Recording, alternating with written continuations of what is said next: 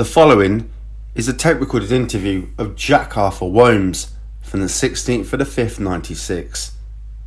This interview has been tape-recorded. I am DC 2044 Myhill, stationed at the headquarters Central Detective Unit. The other officer present is DS Tim Wills, stationed at the headquarters. This is a continuation interview of an interview with Jack. Would you please introduce yourself? Jack Arthur Wombs, Brockford. Date of birth? 13th of the 2nd, 61. Thank you very much. The date is Thursday the 16th of the 5th, 96, and the time on my watch is 13:23. We're still in the interview room at Grays Police Station. I'll remind you of the caution once again, Jack, just so there's no confusion. You don't have to say anything, but it may harm your defence if you do not mention when questioned something which you later rely on in court. Anything you do say may be given in evidence. Do you understand that caution? I understand. Also present in the interview room still, Paul Roach, solicitor. Jack, just to remind you that these taped interviews can or may be used in a court of law if need be. And you understand that if you want to take a break at any time during the interview to stop and have a chat with your solicitor, you may do so. Do you understand that? I understand. Good. We finished the previous interview as regards to PC Cohen's statement of your arrest on the beach at Felixstowe with Mickey Steele and Mr. Corey. Yes, that's how we finished the last interview. I'm not saying you agree with what I said, it's just how we finished the last interview. Yes. Good. You were subsequently taken to Ipswich Police Station, where presumably you were interviewed, is that right? No comment. Were you released later on that day without charge? No comment. Okay. Was your boat subsequently returned to you? No comment. I mean, who took the boat from the customs officers? No comment. Just a general question. Why do you think led up to your arrest on that morning? Why do you think he was arrested? No comment. Why do you think that police and customs officers came to that beach on that morning at 4:30 a.m? No comment. Do you believe that somebody grasped on you? No comment. Do you understand what I mean by the term grasped? No comment. Do you understand how I put it, informed? Do you think that somebody told the police or the customs that you was importing cannabis that night? No comment. You understand the question? That's what I'm asking. Do you understand the question or not? Yes, I understand the question that you referred to me importing cannabis, and I've denied it. I'm asking you now, I'm asking you whether you think somebody informed on you that led up to your arrest that morning. Oh, no comment. Right, okay. Have you ever been to Mickey's house, or shall I say houses? No comment. Anglers Green, Great Bentley, is an address, a home address of Mickey Steele. Have you ever been there? No comment. I understand Mr. Steele also has a further address at Meadow Cottage in Great Clacton. Have you ever been there? No comment. His mum's as well. Also, have you been to, which I believe to be the home address of Mr. Steele's mother? No comment. Okay. So did you ever go abroad, Jack, in your work? No comment. Because I believe you've been abroad and met Mickey there, haven't you? No comment. You see you have this bad cannabis deal. That's what I'm calling it, yes. It's the bad cannabis deal because it's bad stuff and it's going back, and arrangements were made for this exchange. The cannabis to go back and the money to be returned on the continent. Do you know anything about that? No, I do not know anything about cannabis going anywhere. I stated that earlier. I do not know anything about cannabis being imported. Do you use cannabis?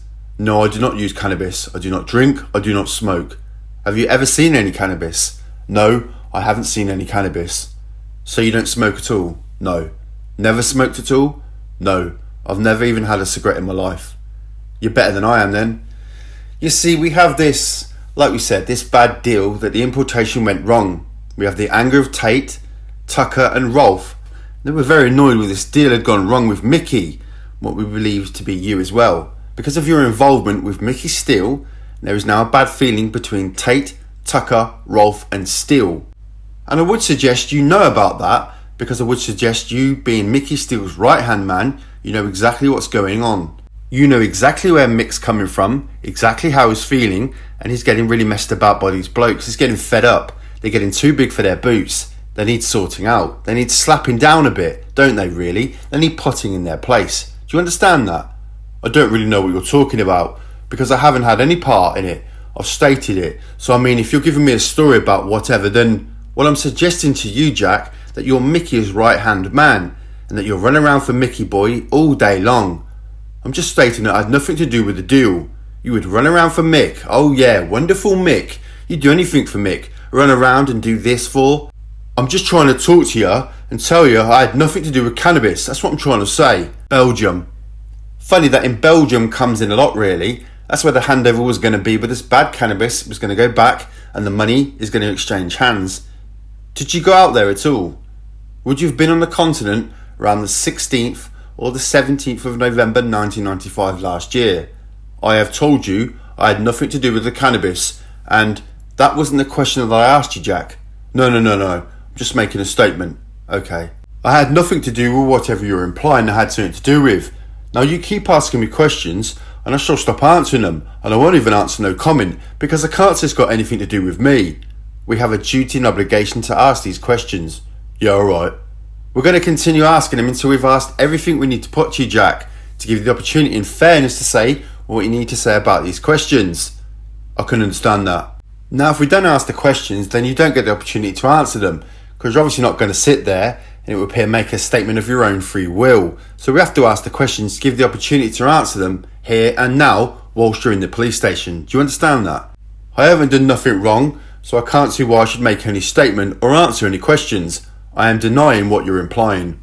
Right, well, and I'm not going to answer any of your questions. Right, well it won't stop us asking them because we're obliged, we have a duty. The actual question I asked was, would you have been on the continent around the 16th and 17th of November? That was the question I actually asked. I never suggested anything, but were you on the continent at that time?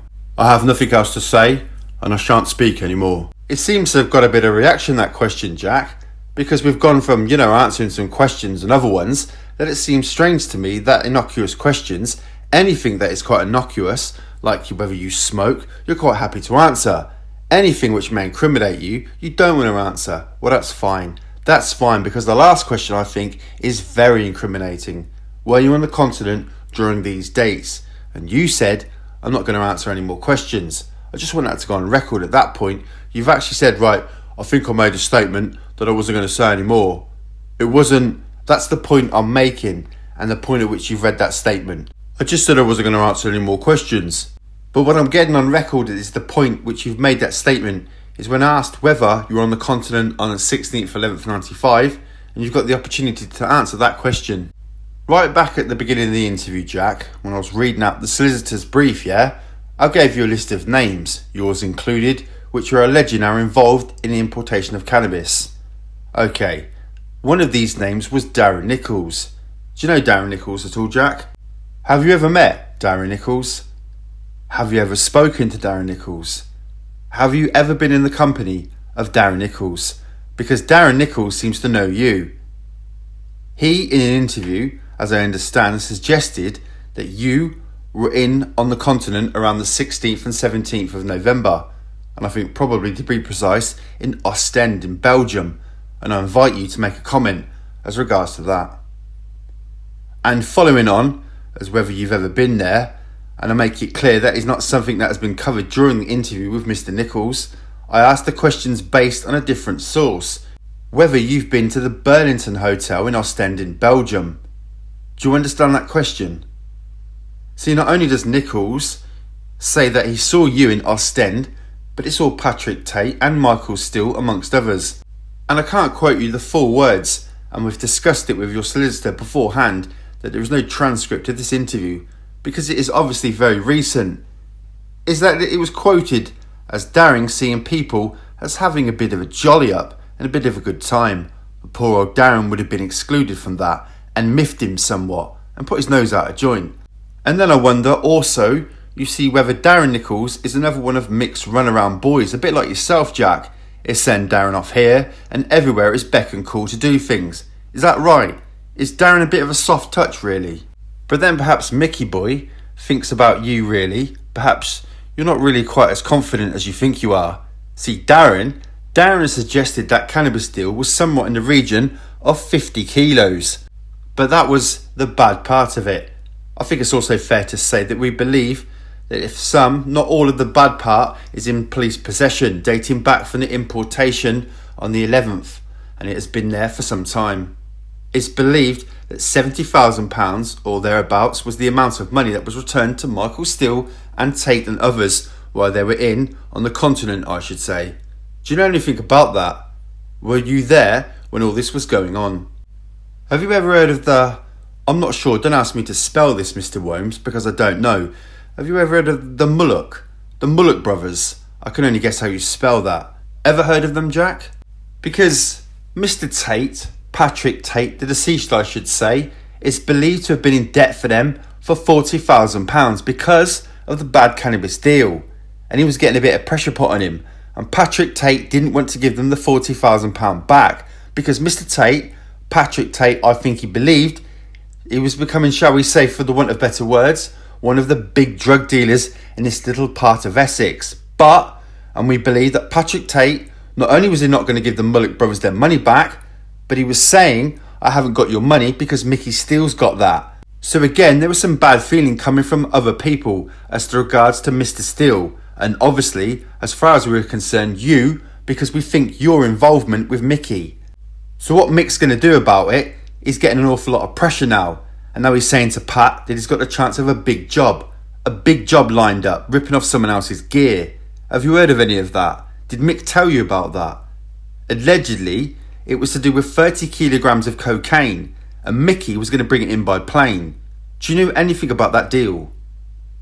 Because being Mick's right-hand man, as I suggested, he'd confine that in you. And the idea that Tate and Tucker would rob this firm of the cocaine, meaning that people were financing this deal for Mick to go out and bring the stuff in when it was landed. There was going to be Tate and Tucker were going to have it for themselves because they were the big league now.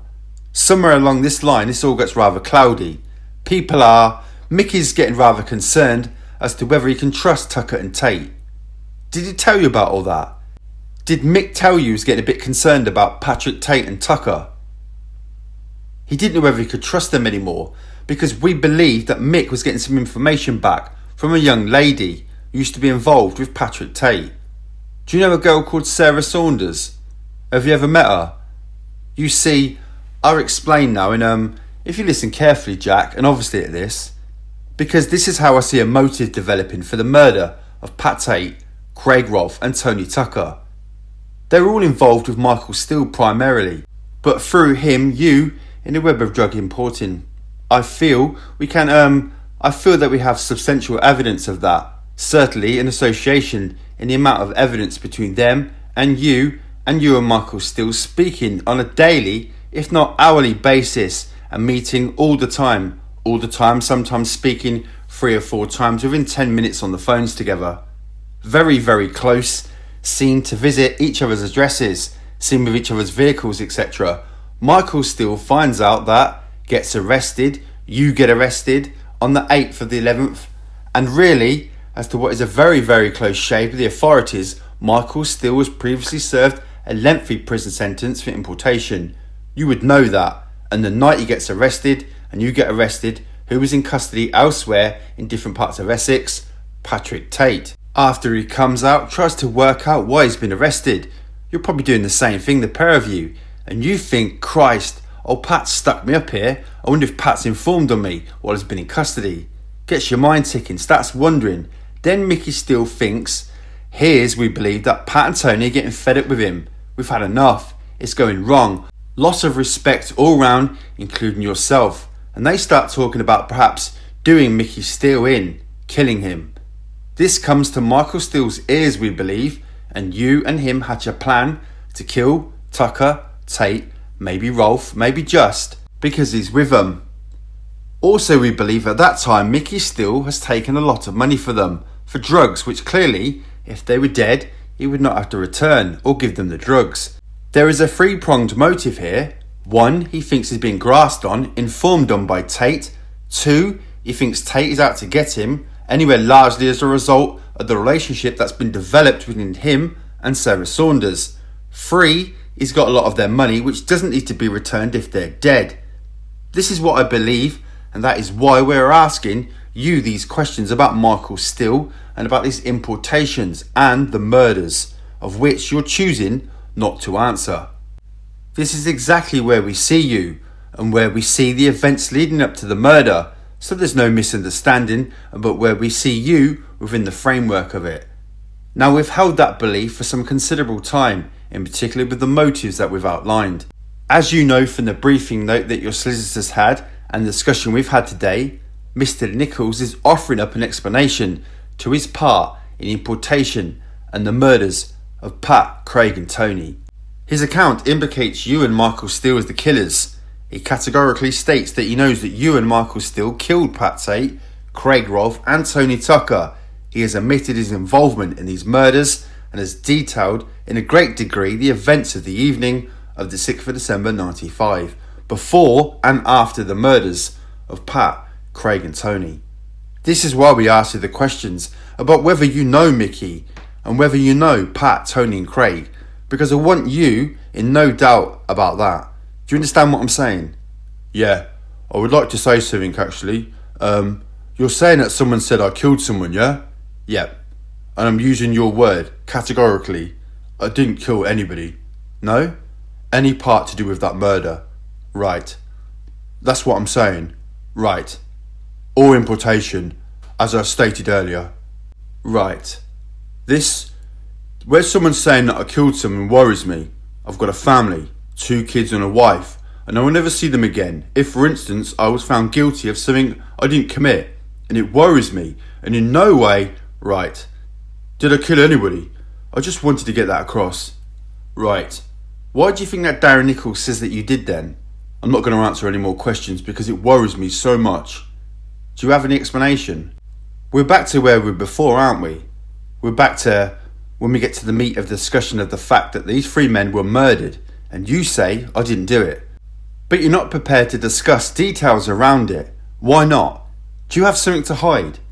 You says, if it worries you, you'll tell us. What worries you about it? Talk about it. You see, what I'm saying is, it's all very well saying I didn't do it. I mean, it's easy to say that, isn't it?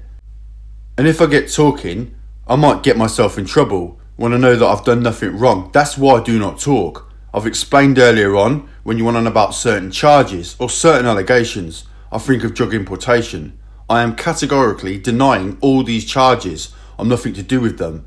That's why I daren't answer any more questions in case how can I put it, my own sort of incompetence, I might get myself put in prison for a very long time.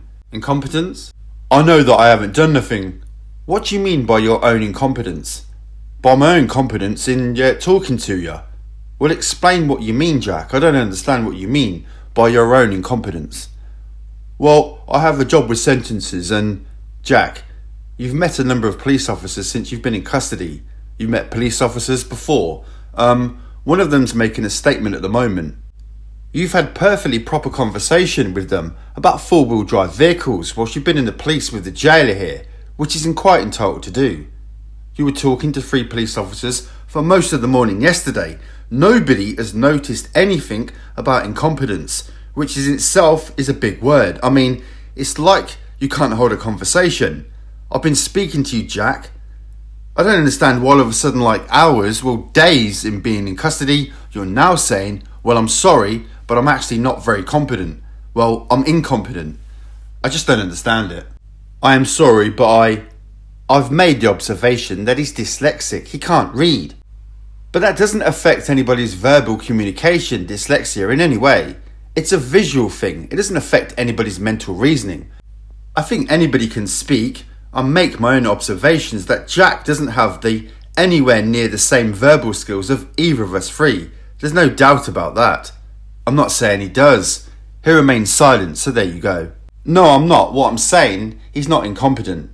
But also, he's exercising his right to say nothing.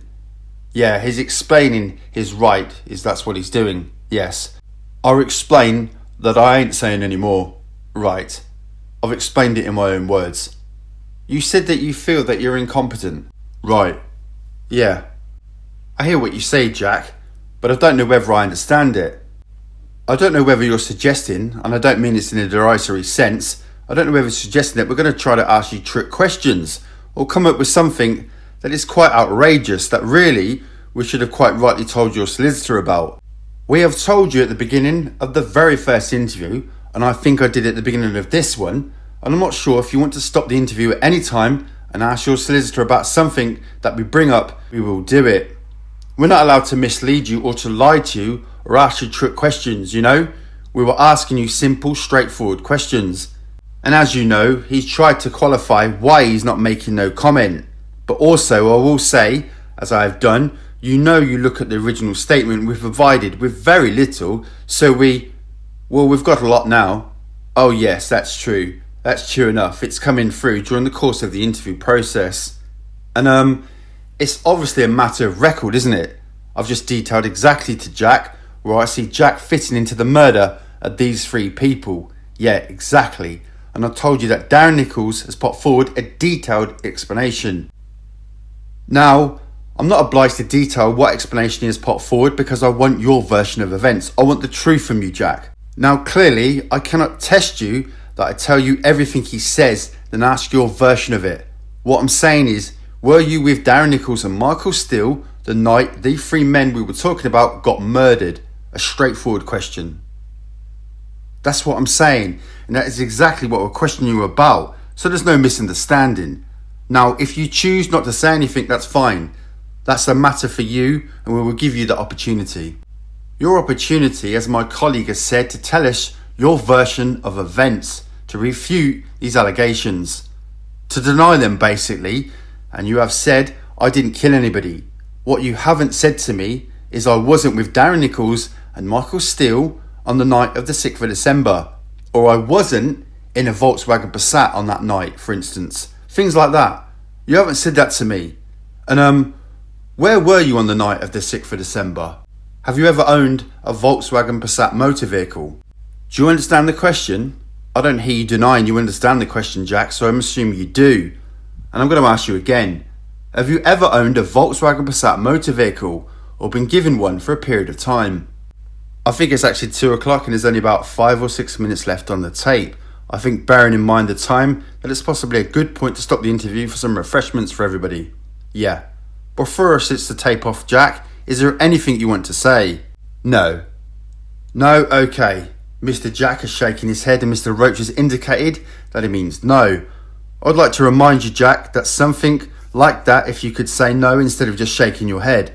Well, I'm saying no. I'm still in shock. Okay. Mr. Roach, anything you want to say? No. Jack, once again, can I ask you to sign the label here that's going to be used to seal one of these tapes up, just up there. That's it. Thank you, Jack. The date is still Thursday the 16th of the 5th, 96. The time bomb I watch now is 14:02, and this interview is concluded.